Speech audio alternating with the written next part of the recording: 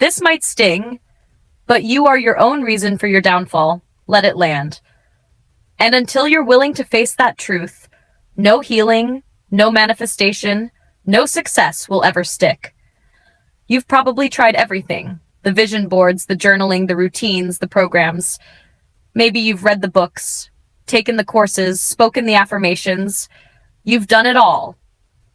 And yet, something always pulls you back. Why? Because no matter how hard you try to change your reality, if your identity, your subconscious blueprint doesn't shift, nothing truly changes. You think it's your job, your relationship, your trauma, your parents' society. But deep down, there's a part of you that knows it's you. The version of you that was built in pain.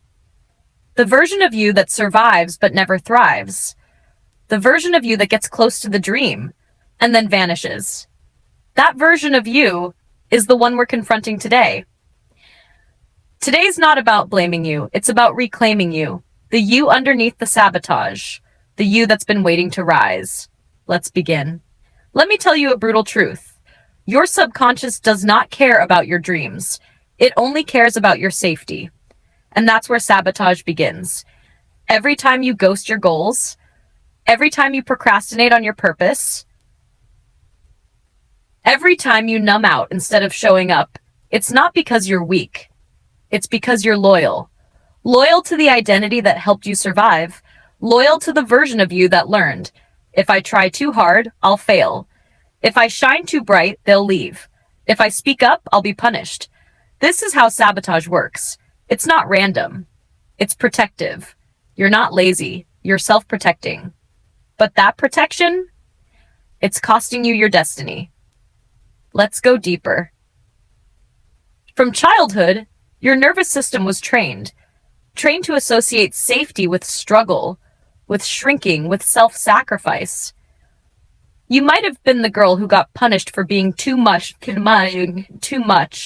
so now you silence your power. Or the boy who only got love when he achieved.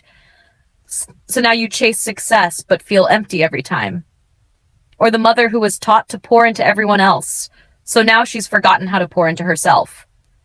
These patterns aren't flaws, they're codes. And until you rewrite them, they run your life. So hear this. Self-destruction is just self-protection. When your nervous system only knows pain. But you don't have to stay in survival. You're allowed to upgrade the system. Here's what most people never tell you. You're not addicted to struggle. You're addicted to the identity that grew from it. Pain is not just something that happened to you. It's something that shaped who you think you are. The fighter, the survivor, the outsider, the broken one, the one who always gets back up but never quite arrives. And your brain? It protects that identity like a fortress because it was built during your most vulnerable moments. Here's why you keep sabotaging yourself. If your self-concept says, I'm broken, then healing becomes betrayal. If your identity says, I struggle, then ease feels unsafe. If your identity says, I'm not enough, then success feels like a lie. So every time you rise, that inner saboteur shows up like clockwork. You start the business, and suddenly you can't post. You commit to the relationship, and suddenly you pull away. You get healthy, and suddenly you binge again. Why? Because growth threatens the version of you that your brain associates with safety. It's not failure, it's identity conflict.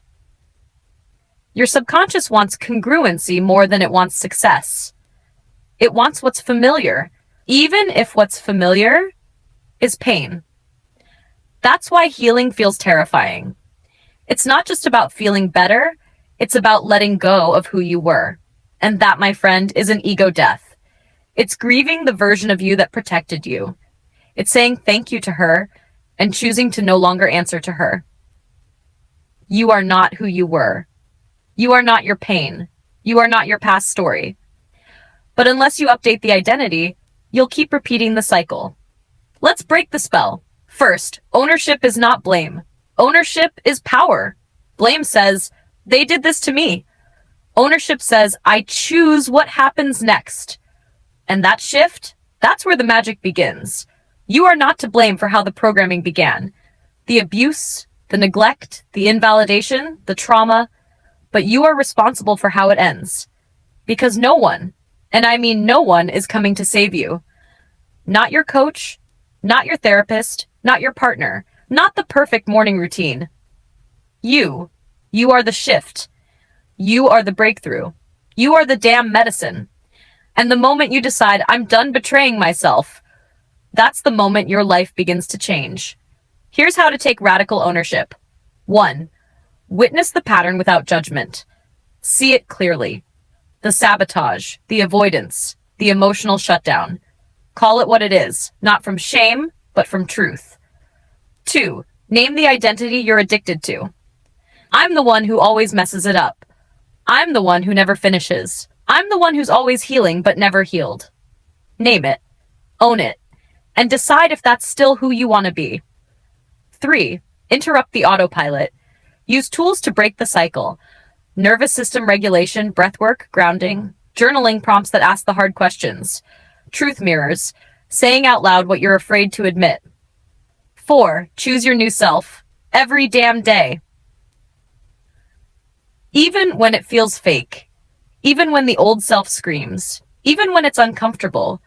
Because discomfort is the door to your next level. You don't need more hustle. You need more safety. Because you cannot grow in a nervous system stuck in fight or flight. Here's how to rewire your internal world. 1. Prioritize inner safety. Every day, create a space, even 10 minutes, where your body feels safe. Stillness.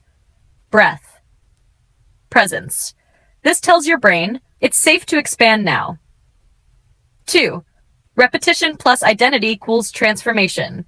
Your brain changes with repetition. That's neuroplasticity, but it only sticks when paired with identity. It's not just about doing new things, it's about being someone new.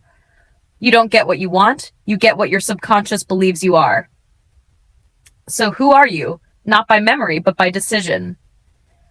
3. Use conscious reprogramming. Visualization.